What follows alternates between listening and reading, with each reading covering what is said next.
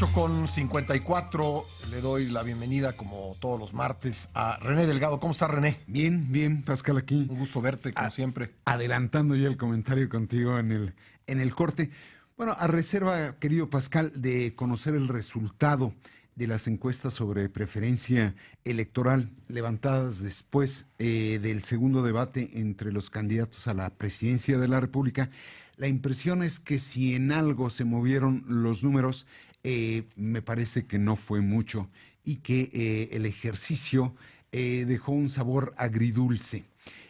Dulce porque aún con sus límites incorporó como participante al público y siempre es saludable que la gente formule preguntas a quienes pretenden representarlo, en este caso en la principal posición de mando político del país. Y algunas muy buenas, ¿eh? Sí. Muy buenas preguntas. Así es, Sí. como es la presidencia de la República. Sí creo que hubo preguntas buenas, creo que hubo preguntas que en su sencillez y por su sencillez no entendieron los candidatos. O no entendieron, no quisieron contestar porque estaban pensando en otra cosa. Pero en todo caso dejaron, la mayor parte de las 6 preguntas se quedaron sin respuesta puntual. La mujer esta que pregunta por las personas que no solo son objeto de extorsión por parte del crimen organizado, sino también por parte de la propia policía. Sí. Como que dijeron que esa era una pregunta que no tenía que ver con el tema.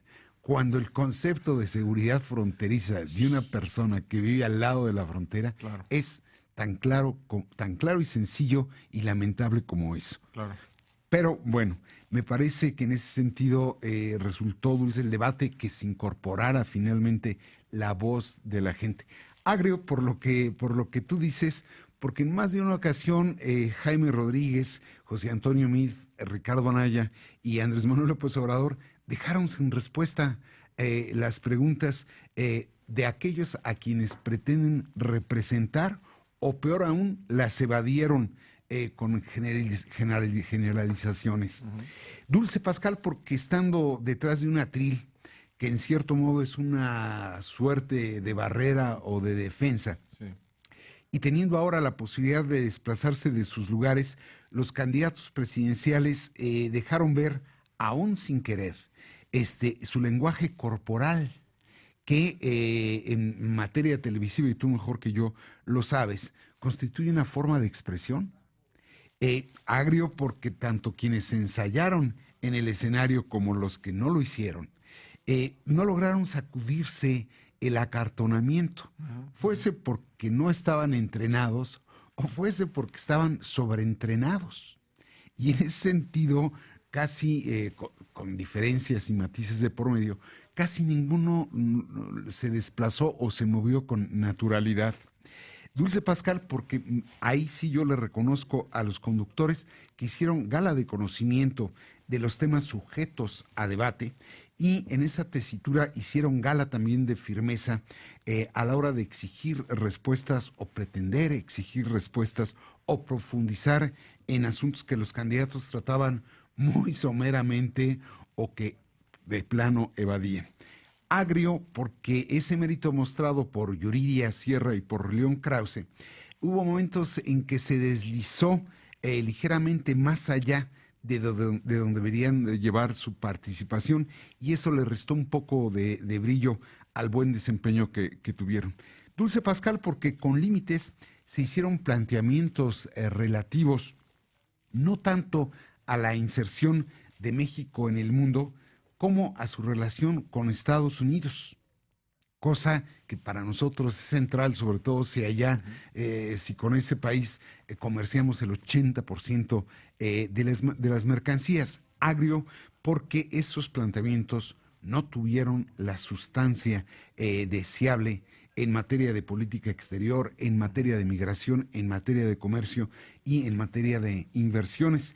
Y ninguno de los candidatos, y esto es preocupante, Pascal, dejó ver talla de estadista. Talla de estadista en un momento en el que tenemos por socio y vecino a un hombre esquizofrénico.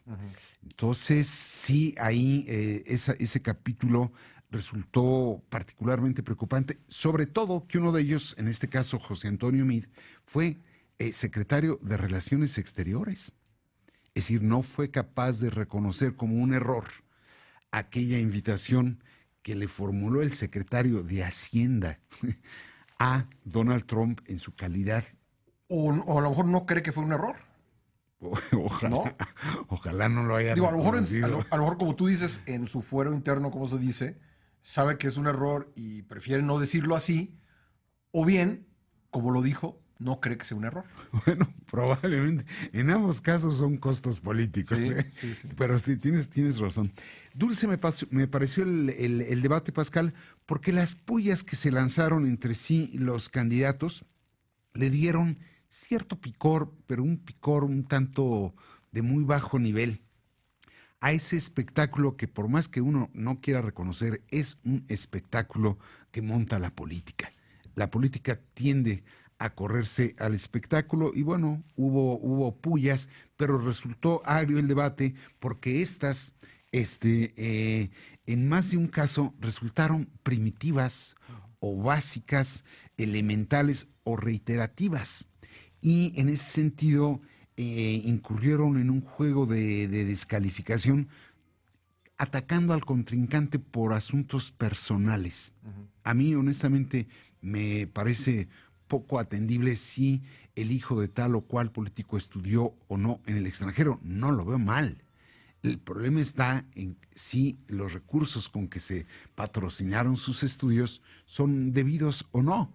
Pero por estudiar en el extranjero, digo, verdaderamente se queda uno azorado. Estudiaron querían adquirir inglés los hijos de Anaya en Atlanta. Yo no lo veo mal.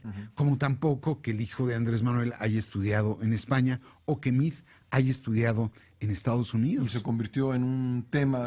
Como que de pronto, pero ese no es el tema. Sí. Pero en fin. En suma, Pascal, me parece que el segundo debate entre los candidatos tuvo una serie de... tuvo un sabor, por eso se decía, agridulce, pero cumplió con la función relativa de permitir comparar y contrastar la personalidad, las posturas y los planteamientos entre los candidatos.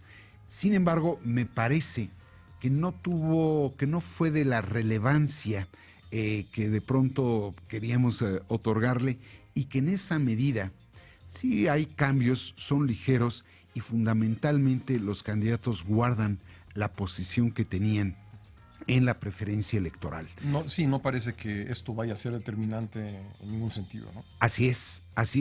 Quedan, por consecuencia, Pascal, solo 40 días. Ya no digo de campaña, para la campaña quedan 37. 40 días para que acudamos a las urnas y en los 37 días que les restan a los candidatos para desplegar el resto de su campaña, va a ser central, a veces quizás ya no los aciertos, pues, porque esto es algo curioso.